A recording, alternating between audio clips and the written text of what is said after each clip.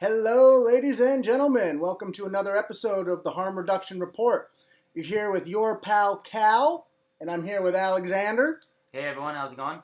Welcome to the show, Alexander. I'm glad you could join us. It's definitely a blessing for you to be here. I tried doing the intro and doing the episode on my own yesterday, and we're starting all over. Let's just say that it was hard to get started, and I was kind of jumping all over the place yesterday.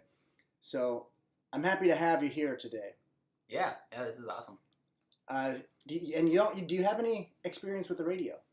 Not at all. No. Not at all. And it was so funny when you're like, hey, I was like, yeah, how's it going?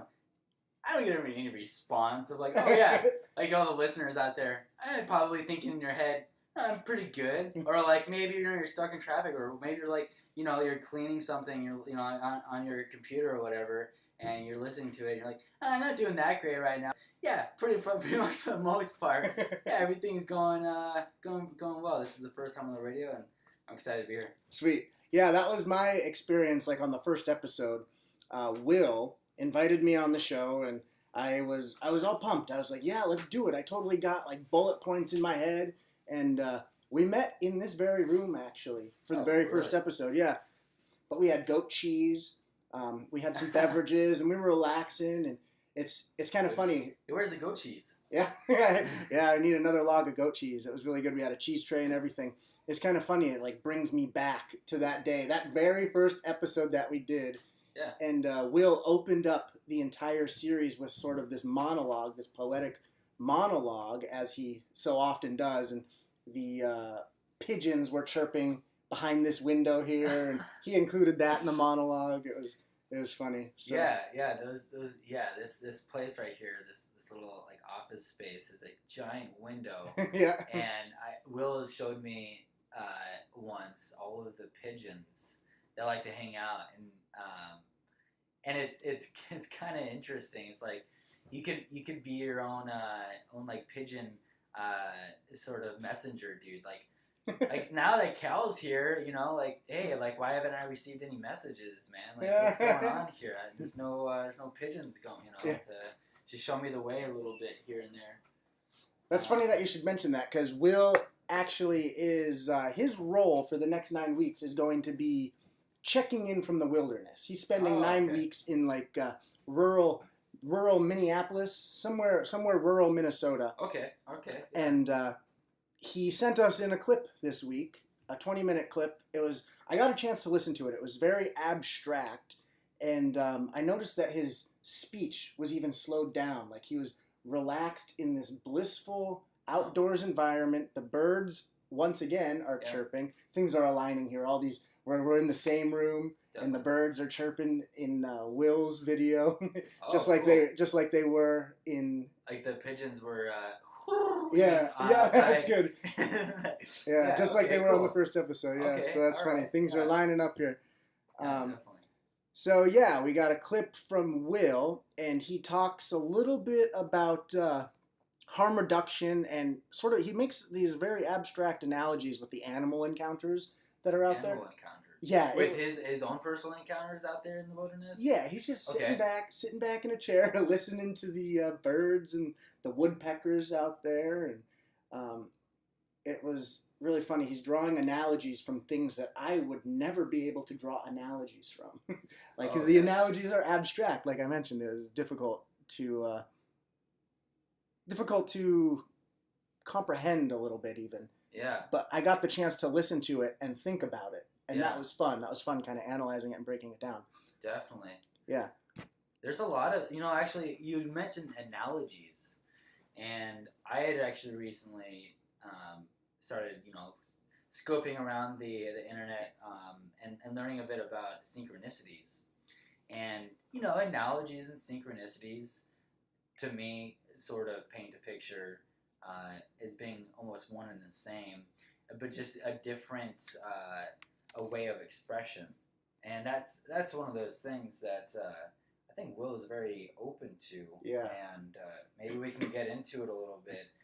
All the dimensional like ideas of synchronicities and everything, and analogies with nature and harm reduction.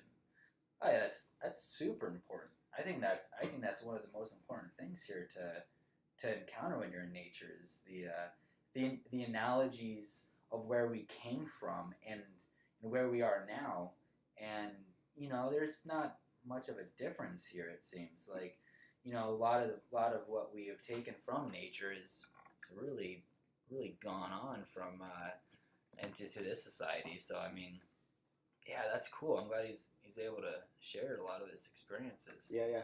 Definitely. I'm glad you brought up the whole idea of synchronicity and coincidence and sort of even a little bit spirituality, because definitely. He mentions that in his 20-minute clip. He has this. He ends with talking about the isness. Has he ever talked to you about that? Of course. The isness. Yeah. I did not know what he was talking about the first day he told me about that. I was like, what are you on about? Yeah. But yeah, so that kind of ties into the isness and the spirituality, and it's a great topic that I would love to, at some point on the channel, discuss. As I mentioned, then there's the Christian radio show, the Bible study show on the channel. Right. So that'd be kind of fun to have even a collaboration, a discussion with them too. That'd be great. Yeah. Actually, it seems like the New Age spiritual undertaking has mostly looked into the connections with Eastern, mysticism or Buddhism or Vedic texts or anything like that, and especially of also looking into the advances of technology, but not so often that I've noticed as of recent. We've been looking into the realm of Christianity or Catholicism, and what kind of synchronicities that might lie, or the analogies that might lie into the New Age realm here.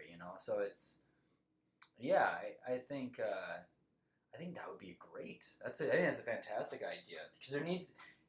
I don't know. It just seems like if we're gonna go into it, let's go into like the world's most, that's like the world's biggest religion. Yeah, it's funny you're talking about like New Age mysticism, the Eastern mysticism, and sort of the overlapping with religions, and it's funny you bring that up, because I was raised Christian. I don't consider myself necessarily like the most devout Christian today, but I do have a degree of spirituality, and I find my spiritual understandings oftentimes lining up with different religions. Like there's principles in each religion that kind of like fall into line with what I have developed and begun to believe. And that's what it seems that the whole New Age thing is about. It's about pulling the pieces of truth together and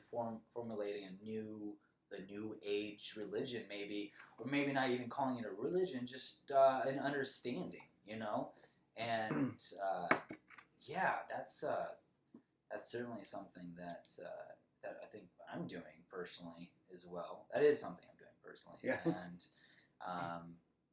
meditations or prayer. I go to church. I didn't grow up Christian at all.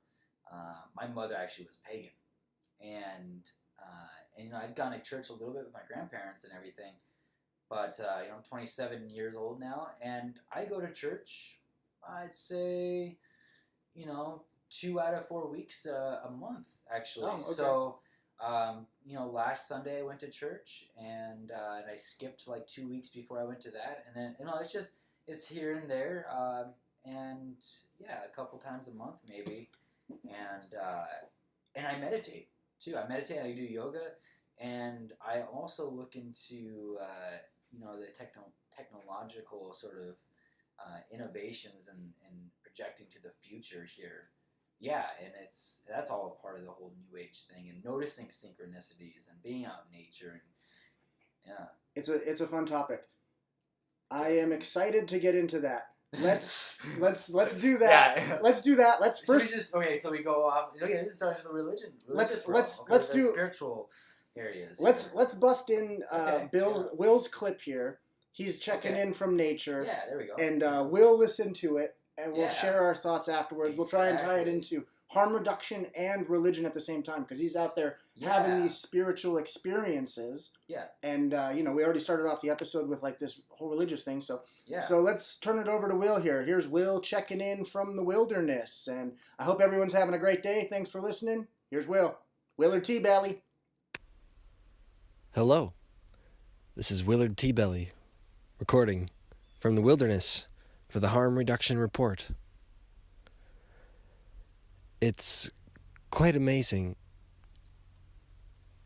what just from this porch in rural Minnesota, upon which I've been sitting for a while this afternoon, just how many different animal encounters I've witnessed. There, if you heard the engine of the human being, I actually haven't heard much of that at all today. So I'm glad I turned the microphone on just now to catch that. Truly many species interacting, especially their sounds out here. One strange sound I've got right now is there's some bees or some big wasps, and they got into the house while I had the door open. And now they're caught in the window, and I cannot get them out because they're like crawled up into this weird part of the window where there's like, they're trapped up there and they can't crawl themselves out really. Sometimes they do and I can get them out, but I'm sitting on the porch just outside this window and now they're all trapped in the window right behind my head. Buzzing, trapped in here. It seems pretty strange, What if these were little human beings trapped in there?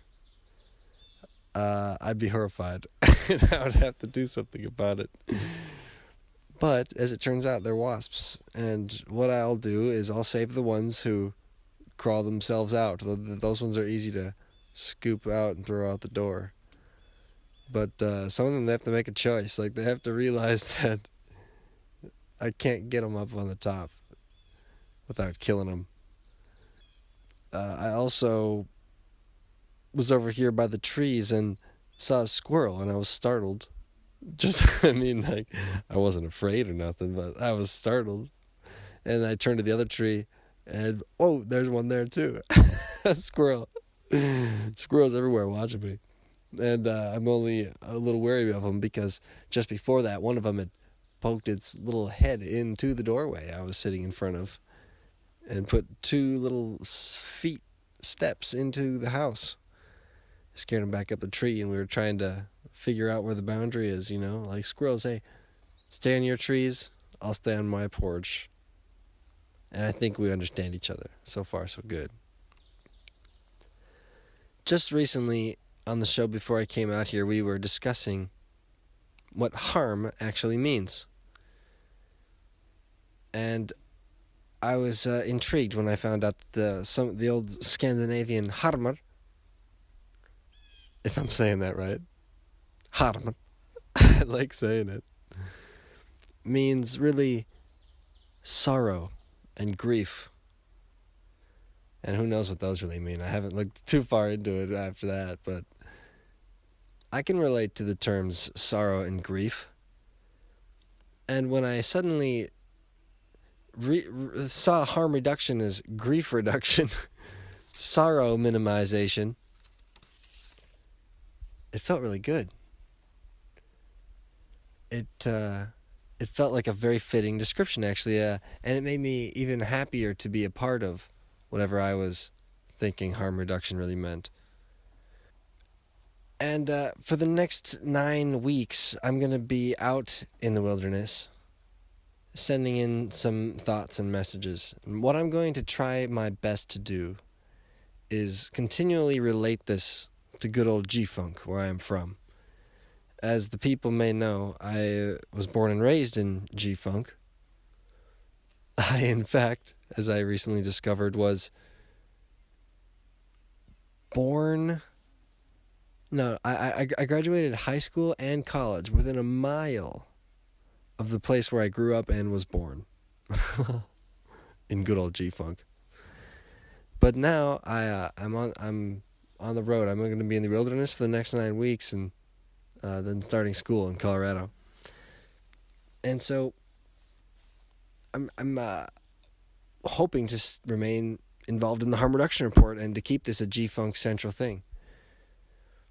I'm going to use this time in the wilderness to reflect on what harm reduction is. And when we were talking about how you have to leave home every once in a while before you can return with information they need, I'm going to consider this a sojourn into the wilderness, my first step out of G-Funk where I know I'm not going back anytime soon.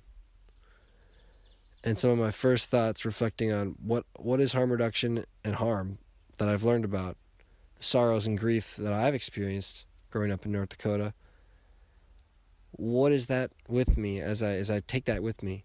How is it already beginning to change? What are my first thoughts out here in the wilderness? First thing that is becoming clear after just a couple days of solitude is, well, time out here in quiet. That is harm reduction. If there are sorrows and griefs to be experienced, you've got room and space and time with which to deal with and experience those feelings, to work some things out in your mind. The space really helps, and the privacy and the freedom. Wow, I wonder why it feels so good to feel free. Our ancestors running around in the woods when they felt for sure that nothing was watching them. I guess that must have felt really good and a rare sort of moment, because walking around the woods, everything's looking at you to kill you and eat you. And to feel free, wow. And so the brain seems to reward the body for putting itself in such a peaceful situation, whereas it can feel free. What a good motivational driver. I may know people who are addicted to freedom. Either way, I think it's a good thing overall. Harm reduction is enhancing freedom somehow. My sister got me a book about Joseph Campbell. It was a book of Joseph Campbell writings. And that changed my life. Hearing about the hero's journey and the hero's path, the mythological hero archetype. How the story goes. And the most exciting part of the hero's journey is going into the wilderness. This is the big epic thing to do. And to find the gem at the bottom of the cave. Or what have you. However, truly the most important and hardest critical part of the journey, if you're really wanting to complete this thing, is what comes immediately after you find the jewels in the cave, or once you reach the summit of the mountain. That is to return from the wilderness back into society. And at this point, your concept of the wasteland is supposed to have sort of flipped, I think. You went out into the wilderness, calling it the wasteland, thinking of it as the big brave thing you can do. And then, when you have to return to society, you see it as the wasteland that could benefit, perhaps, if done sincerely, from learning about what you've seen, from showing them the jewels you've found. And so, in fact, returning from the wilderness is one of the hardest things you can do, but translate the mystical experience into the conventional words of Maya. The illusion that ultimately we're trying to get away from, but the image of the hero is itself a myth, an image. And it's not trying to be something real, other than a real image. To be out here in the wilderness, where the wild things are. Your mind let itself be itself. Probably meant to have some time like that worked in. Our ancestors, as of really not so long ago, were the ones to stop doing that. And probably none of them did it as so little as me. Just live a normal human life outside. I spent most of my life looking at screens.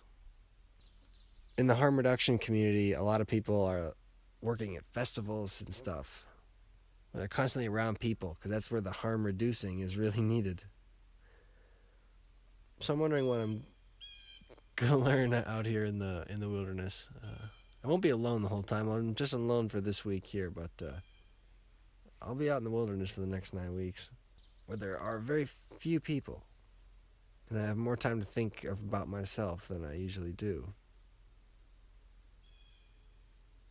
I wonder if I'll have any clues this way as to what harm is and how it can be reduced. So many sounds.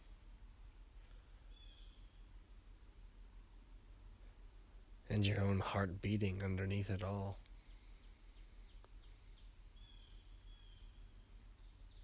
Imagine trying to think you could control all of that. It's not unlike imagining the festival manager assuming any of their best efforts to minimize risks and reduce harm at their gathering come close, really, to what is necessary to be so confident as to guarantee the safety of everyone. Well, I guess I'm just saying it couldn't really be done. Pick out one particular sound from the back of this here porch. And once you get into its cadence, it, by virtue of the changing nature of everything else around it, all the other sounds, is changed. Whether or not it continues at the same pitch or beats per minute, that's a woodpecker. Can you believe that? I've never heard a woodpecker make such a sound, but it just landed next to me and did that. Nobody saw that woodpecker coming. I wonder if I can make an analogy between woodpecker interrupting our interview and a new street drug, a new fentanyl analog on the market that isn't detected by the BTNX test strips, that may or may not have been analyzed by Dr. Roy Gerona's lab. It's like a woodpecker out of the woods. Well, I don't know, but perhaps there the woodpecker goes. Perhaps there is a metaphor to be made involving communication there. I assume that whatever that woodpecker had to say was actually not so sweet a thing as to deserve to be heard by me. I wonder if it was some kind of mating call or actually like a territorial sort of thing. I don't know if it's aggressive or not, but whatever it was pretty serious to make such a critter exert the energy it takes to do that. I mean, it did that for a reason. Either it really just needed to express itself, or it's trying to get something heard, but it seemed important enough to spend the energy on it. Was it trying to reduce some harm in its own life?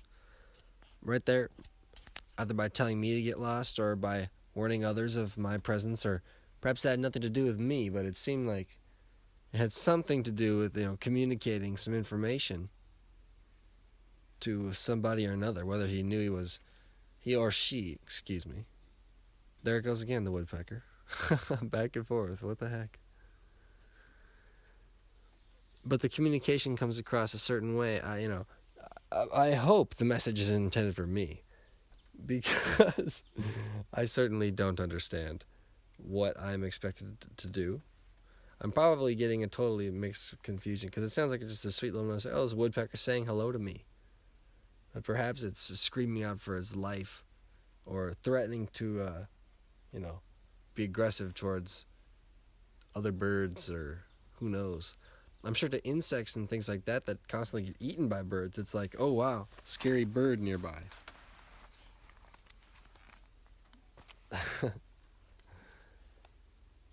So, assuming that the message wasn't really intended for me, I hope that the communication strategy of this woodpecker is working out for it. I am sure it is.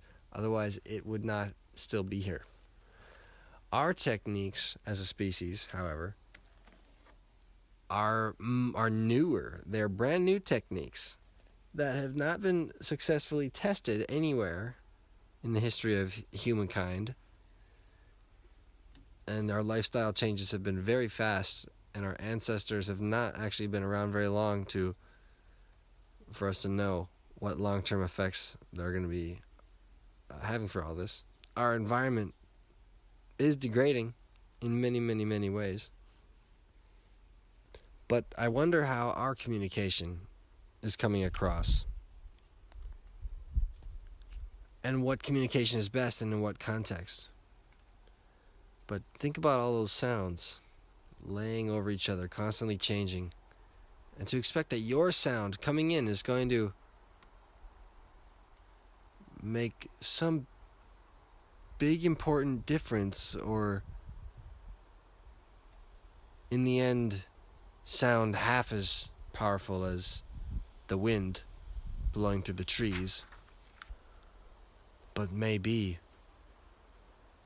there is a way for the sound of our singing voice atop the magical symphony of nature to somehow influence the sounds of others and the vibrations they take in this wiggly thing we call the isness.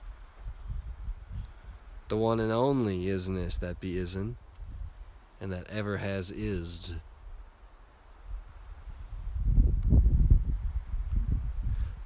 Who knows if we really are reducing harm, but in the end it can't hurt to try. Sandbag on. Well, that was Willard TeaBelly reporting from the wilderness.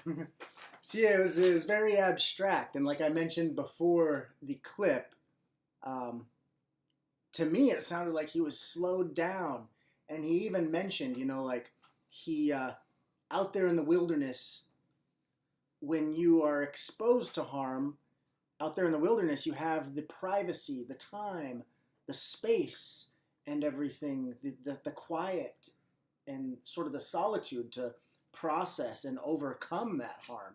And it sounded like that's exactly what he was doing. He was just relaxing, hanging out, letting his mind kind of go at its own pace. It wasn't like stuck within the confines of society, forcing it to speed up and conform and do this, do that, meet that deadline. I love how you mentioned cadence. Yeah? And, as if it was like a symphony or like a musical play of sorts. Yeah. Out in the wilderness. Coming into a different song almost. Because when we're in nature or when we're in the city, there's a different song. You're singing, your heart and your being is singing a different tune to what your surroundings are, and the song is different. But it's interesting to me too, because if I sit down in nature, right, and I really look around, he's got the woodpecker, he's got this, he's got that, and everything, with the bugs and the wasps and everything, and the wind blowing around and stuff. And a deeper level, you know, there's all of this bacteria and all of this, you know, all of these atoms floating around you. I mean, we're still in a very fast-paced environment in a way.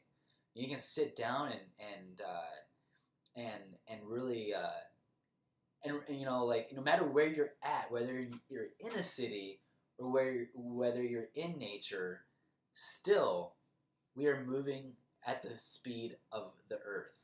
When we go back out to nature, it's as if there is nothing to worry about. There's absolutely nothing. So it's like our bodies slow down. It's like our worries slow down because we have nothing else to compete with, right? When we're in cities, there's hundreds of millions of other people we have to compete with. So it's a completely different song, right? So to bring it around here, you're illustrating, you're bringing light to those the surrounding environment, changing your psychology and your physiology and your biology even. Yeah. How the setting that you're in really impacts your behavior and your emotions and the way you feel and express yourself and behave and stuff. The way you interact with the environment is based on the environment. And that is very clear in what Will has said and the way you brought to light what Will had said. Are you familiar with harm reduction? Like, I know we've thrown it around a little bit. You probably have a little bit of an idea. Well, as far as harm reduction goes, in the idea of society, there's big society and how society is to interact, and through this vision of reducing harm, whether the harm is through abuse or drug use and addiction. Because addiction is hard, and it can be harmful for people, because if we're addicted to alcohol, obviously we're going to have liver disease, or we have relationship issues, or we're spending too much money on money, and so we're money on alcohol. Exactly, we're creating harm for ourselves, right? In doing so, and so. Through that harm reduction, it's to minimize different aspects, Right. In society. Yeah, absolutely. So, like when I first joined the psychedelic club and the Students for Sensible Drug Policy, I had vaguely heard of what harm reduction is, and being a year into the club now, I have this ongoing list, and I find myself adding to the list all the time. Like, it never stops. And what is harm? There's so many different aspects. Right, yeah, and it's very wide. There are many different contexts. I mean, harm reduction can be any situation. I mean, like putting your seatbelt on is harm reduction. Yeah. Effective sexual education is harm reduction. Yeah. Even doing your yoga is harm reduction. Yeah. It's a very, very wide and broad term. I think what I hear harm reduction related to drugs and addiction and alcoholism and things of that nature. But I want to share this list. I shared this list on the very first episode to try and give like an analysis, a rundown of what the viewers can expect coming up throughout the series. And, most people will probably not remember that first episode and what harm reduction meant to me then. But now I have this list that I would love to share. How long ago was that first episode? Would have been 31 weeks ago. 31 weeks ago? Okay. 31 weeks ago, yeah. So there's been some time. Yeah, definitely. Okay, cool. Yeah, about 6 months. Okay. 7 months, 8 months, 9 months. I don't know. It's been some time. Okay, yeah. Gotcha. Okay. I am absolutely going to miss a million things. But so far what I have, harm reduction, Will did an episode, I think, about this, is compassion. Expressing compassion for people who are in situations that we might not understand, but they are clearly struggling. Harm reduction is expressing compassion to them to help them alleviate, as Will defined it, sorrow or grief. The harma, the Scandinavian harma being grief. So harm reduction can reach wide there. In the scope of drugs, medication-assisted therapy such as methadone and Suboxone includes harm reduction, which is like for people that have opioid addictions, they take this medication that helps them relieve the withdrawals. Are you familiar with that? No. That's what Not at all. that's actually how I got my way out of my opioid addiction was. Oh, really? Yeah, Suboxone. Okay. Basically, like, I don't know. Isn't there? I feel like there was another drug. Oh gosh, that people would actually use instead of painkillers. Methadone? Yes, Yeah, that's yeah. right. Yeah, methadone clinics, and then Yeah. and then people started getting hooked on methadone, Yeah. which was interesting. Yeah. Yes, yeah. Methadone is another one. I'm glad I never used methadone as a maintenance treatment or medication-assisted therapy treatment because it has a higher abuse potential. I probably would have abused it. Oh, yeah. Suboxone is much less. There's not as much euphoria or anything. Okay. So that's the reason that's number one on my list is because it's near and dear to my heart. Yeah. But that is not the only thing. Police carrying Narcan, Narcan being like the injections, like if someone's having an opioid overdose, Oh, you yeah. inject them with Narcan, Okay. or give them the nose spray for Narcan, and then the overdose is gone. Really? Yes. So there's that. Narcan in the dorms. A group called the Students for Opioid Solutions on UND campus, they started getting Narcan in the dorms Okay. because there's a need for it. People are using opioids in the dorms. And, Yeah. I often encounter the argument like, why care? Like, it's not really my problem. It's not a big deal. There aren't that many people doing it. But, I mean, on one side, I understand where they're coming from. But on the other side, that's a human life. That's someone's kid, father, son, When daughter. they're in whatever. college, they're young, and even if you're not in college and that sort of thing, there's so many cases where people make some pretty amazing impacts on society. Yeah. 20 years after they have Absolutely. addiction. And that's exactly why. Yeah. Because exactly. Because like just because they're down and out and they're quote unquote draining society at the moment, that so many people recover and contribute great yeah. things. Yeah. And so I'm enjoying like trying to prove that. Yeah. I want to prove that. So yeah, of course. that's one of those issues that's near and dear to my heart. To carry on with the list here, we got substance testing kits. People overdose on, or people take LSD or other drugs that are oftentimes contaminated with adulterants or easier to synthesize substitutes. Oh, yeah. And those substitutes are often more dangerous than the real thing, like LSD. Yeah. Fentanyl is finding its way into everything. So substance testing kits, definitely real good. I think most of this, so far, nothing's new on here. Safe drinking, staying with your group is harm reduction. Taking taxis after drinking, having those breathalyzers on the keychain, that's harm reduction. Which I think I read something that those aren't that reliable. Oh, breathalyzers. Actually, themselves. yeah, like you have the keychain really? breathalyzer. I've also heard recently that they have a phone app. Yeah, I did hear that too. Yeah, that's cool. That's good. That's harm reduction. Yeah, exactly. and I have never seen anybody ever use it. Me neither. It's pretty important to have. Like, I have an apartment, and I have parties every now and then. And one of the things I was thinking about doing was having a breathalyzer in my place. For those instances where, if I have a friend who might be on the verge, can she drive or can he drive? Home, that sort of thing. Like, how can we minimize any harm whatsoever? Yeah, one thing that's on my list, and I had it in mind since sort of the beginning of the series, was having some sort of taxi vouchers. I mean, maybe taxi companies already do that, or maybe they don't. But if they do, I don't hear about it much. I don't know how to get the vouchers. I should call and ask. I think there's actually a program, Sober Rides or something like that. Okay, how does that work? I am not too sure, but I think it's you can call if you're a bartender and you think somebody's getting too drunk, but they don't have maybe they don't have like enough cash. Maybe they spent all their cash or something like that, right? Or if somebody needs a ride, there's like programs out there that will give drunk drivers a ride home. I can't think of any number, any program around here in Grand Forks in particular. But sometimes after like football games or like sports games, I think the Ralph Engelstad Arena will say do you need a sober ride home? Call this number. They have like an ad or something. And is like it that. free? Yeah. Free. Oh, it's totally okay. free. Awesome. Yeah. And I haven't really looked into it. I haven't had any issues with it, or I never knew anybody that ever used it.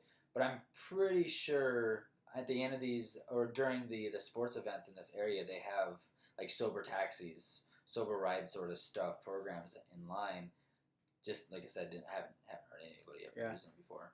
They do the pub crawl here. Yeah. Where it's like hop from bar to bar, get the stamp on your hand, and at the end, what happens? You get like put into a drawing for cash, or I don't know. Okay. You win a T-shirt or something. Okay. I don't know exactly what happens, but one possibility, the logistics of how this could work is, at each bar you go to, or for each drink you go to, at any bar, they stamp your hand, and once you get a certain amount of stamps on your hand or whatever, then you have a free ride home. Oh, yeah. But so then you have to wonder, okay, what is going to incentivize the bars to share part of their profits with the taxi companies, and why is the taxi company, going to be forfeiting a little bit of their profit to give these free rides? Or maybe they don't have to. Maybe there could be some sort of government program that would pay for both the bar and the taxi, or pay just the taxi once the person gets enough stamps. Right. Yeah, and I mean, I wonder if Uber or any of those apps themselves too can formulate an algorithm as well, right? So this is just off the top of my head here. Yeah. Say Uber formulates an algorithm that calculates where someone is. So if somebody wants an Uber ride home, right? They'll calculate where someone is and where they're going, because they'll put in where you're going. And there's somebody else who's looking for a ride, maybe, who can kind of catch a lift with them, kind of going the same way. Okay. So it's kind of like, and that sort of thing could be dangerous in ways too, because you have somebody who's drunk, somebody who is very intoxicated, catching a ride with someone who is probably kind of intoxicated, maybe not intoxicated, and catching a ride too. And, obviously they probably might live close to each other, and maybe that can create issues of some sort. But, I don't know, just some sort of idea where people can kind of catch a lift, almost, Absolutely. Sort of. Yeah. That's awesome. That's good. We're brainstorming this. This is kind of a brainstorm, right? Yeah. A random thought. Yeah, it made new ones in my head. What you just said. Uh-huh. We with connecting the phone app, breathalyzer. Yeah. You use your phone breathalyzer, yeah. Right, and then send the results to Uber. Like, say I want to be, I'll register as like the harm reduction Uber. Okay. Right. Yeah. And exactly. so people download the harm reduction Uber app. Yeah. They take the breathalyzer. Yeah. And then it sends the results over to me. Right. And then I go pick them up. Yeah. But I'll be losing money on that. So then there'd be some sort of incentivization that the state does something. Yeah. If it's in the state's interest, then they could look into that. Yeah, they could incentivize. Yeah, exactly. Because drunk driving is a problem. It is a problem. It wrecks people's lives. It kills people. So yeah, exactly. Yeah, there's ideas. I mean, if there's a will, there's a way, and if we're looking to build a better future, who's to say that we can't? Right? Yeah. Absolutely. Yeah, that's what harm reduction is about. Yeah. Building a better future, and as Will put it, like enhancing freedom. Yeah. There's so many different ways to put it. Yeah. I'm going to keep going here. I'm halfway through my list. We got medical amnesty law or the Good Samaritan law. Basically, what that means, if you're not familiar, is if somebody is overdosing in a state that has medical amnesty laws, I'm able to call 911 and say, hey, my friend's overdosing. Even if I was using the drug with them, the ambulance would show up, resuscitate them, or bring them to the hospital, and basically leave the other people alone.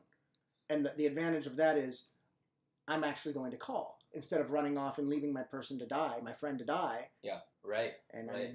So that's harm reduction, medical amnesty laws. And some states have the exact opposite of that. Basically, if you're using with somebody and they die, you can go to prison for life or something like that. If you call 911 to save your friend, you can go to prison, and that is kind of sad to me. Oh wow! And it further stigmatizes things. It's like oh, if you're kind of hopped up on something, and they're hopped up on something, they start showing signs of a overdose. you call the police, they come, and your friend actually overdoses. Yep. And then you can get in trouble for their death, maybe? Yep. For using drugs with them. For using drugs with them. Yeah, there's states that have that, and I think maybe Minnesota is one of those states. Yeah, that's an interesting topic, actually. Because looking at that law, and if a government's going to protect life, right? Looking at that law, I'm sure that lives have been saved through that sort of law. And, you can probably take the various coincidences or circumstances in where people are overdosing. They don't get in trouble when their friend either makes it or doesn't, right? There's always a 50-50, either they will or they won't. And the call itself is what saves them, right? And it's probably a good percentage. I'd guess here on that for sure. Yeah. And maybe when you look in the grand scheme of things, you're looking at like a single percentage point of all people in the world that this will be relevant to. But still, like we talked about earlier, that's a human life. That's someone's son, daughter, and that's someone who can recover and just totally contribute and have a complete 180 turn in their life and just develop a drive to give back and things like that. So that's why we should care. I wonder if they get charged with murder. I forget what it is. Will or has maybe mentioned or it on the maybe show.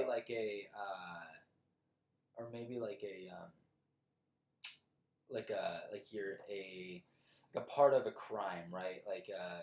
Not conspiracy, but something maybe almost like conspiracy of committing a crime, right? Yeah, that's interesting. Yeah, so there's that. Okay, what else we got? Andrew Sadek's law, we've mentioned that before. That's where the outcome of that was that a person, in order to be a confidential informant, needs to have a lawyer present, because there was a situation where where the person was told they cannot have a lawyer present, they cannot tell anybody, and that person wound up dead right here in North Dakota and Minnesota. Syringe exchanges they're controversial to people. They don't want people shooting up safely, but syringe exchanges are demonstrated to decrease addiction. They're demonstrated to reduce HIV and the spread of it. Yeah. And you don't have dirty needles sitting on the streets where your kids walk or on the sidewalks. It just makes sense. Syringe exchanges, then a person goes in there to use their drugs safely, where actually now we're getting into a safe injection site. Yeah. Where they use the drugs safely, but they're also exposed to all these resources. Like if they go in to use their drugs, they'd be exposed to Face It Together. They'd say, hey, if you do want help, here we are. If you want help with AA, here they are, and this and that. Right. So it would give someone I think that's genius, to be honest with you, because I think it's at that point where if you do go into an area like that, you are actually faced with a choice. Before you shoot up or before you do anything, you're still always faced with a choice. Like either you're gonna do it or you're not gonna do it, right? But when you're in that facility, you're gonna be faced with some sort of environment that really doesn't want you to do it, but will allow you to do it. And when I think it's very psychological when you put somebody in that scene. It's gonna it kind of puts some social pressure on them to look for that help. It's going, well, you know what? I actually don't want to do this. I'm here, this is what's going on. This seems wrong, Yeah, that's I think that's quite genius. Yeah, places that have it are showing a lot of promise, and I'm sure Grand Forks Public Health is working on it. Michael Dulitz, I'm sure, is working on it. Here's a controversial one for you that just like right now came to my mind. I've recently been working on. One method of harm reduction, this is going to blow people away, is legalization of marijuana. Full legalization of marijuana equals harm reduction. Right. And that is totally taboo to say. That is totally wild, and I'm sure a lot of people won't understand. And I suppose I'm going to have to explain.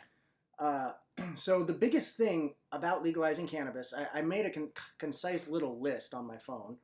I don't have it open. Maybe I should get it open. But the biggest thing, number one, is that good people will no longer be sitting behind bars for, if they're otherwise law-abiding citizens, they won't be sitting behind bars.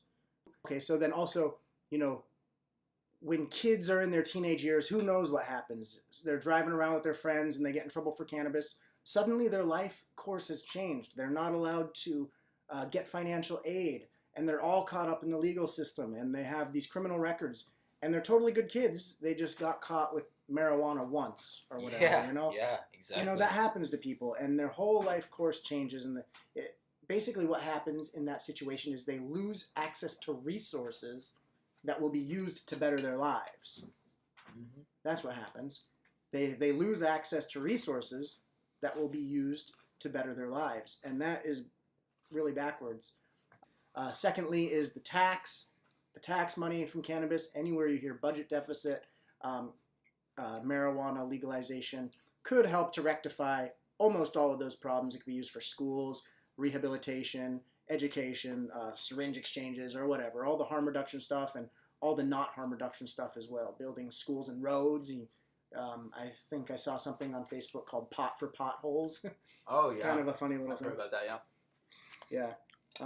And additionally, the Journal of American Medical Association put out a very recent study of April of this year saying that the results showed that states that have some variety of legal cannabis have reduced opioid overdose and reduced opioid-related issues in general. Oh, okay, yeah. So they're getting a high from weed or marijuana because it's more available, right? Mm-hmm. And thus creating the no longer needed risk of opioid addiction. And yeah, that's a good one. There's that's definitely a good one. There's a whole list. You know what? Maybe we should do a whole episode about it. Just the legalization of cannabis. We should probably do that next week because this last month I've been running around petitioning and getting signatures, and I myself have not done that much at all. There are people who have done so much work. Oh yeah. I've put in about 3 hours, 4 hours, 5 hours max. But there are people who have done a lot of work on this, and I wanna. Yeah, that sounds really great. Yeah, we should do that next week because I want to put my work in here on the radio episode to spread the word. Educate you guys what I think, what my perspective is our perspective, or you share your perspective, I'll share mine about why you should vote yes or no if that's your situation. Whatever it is. Yeah, we should bring different arguments to this thing, right? That's what people like. Yeah, that'd be cool. Yeah, totally. I made it through most of my list. Mostly harm reduction is, showing compassion, striving for a better future, pursuing freedom, reducing stigma so people can feel comfortable and just talk about things, and just having sensible drug policy and sensible policy in general. Sensible living in general is harm reduction.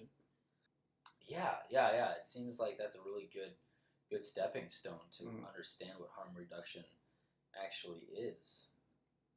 Definitely. Absolutely. So back to Will. Are we going back to Will? Or sure. Yeah. I mean, I had some interesting connections. Yeah, let's hear 'em. On his analogy of nature and society and harm reduction, and it doesn't necessarily need to be drug related. But I've spent my fair share out in the woods and stuff, and I had a really interesting analogy once, in watching squirrels play.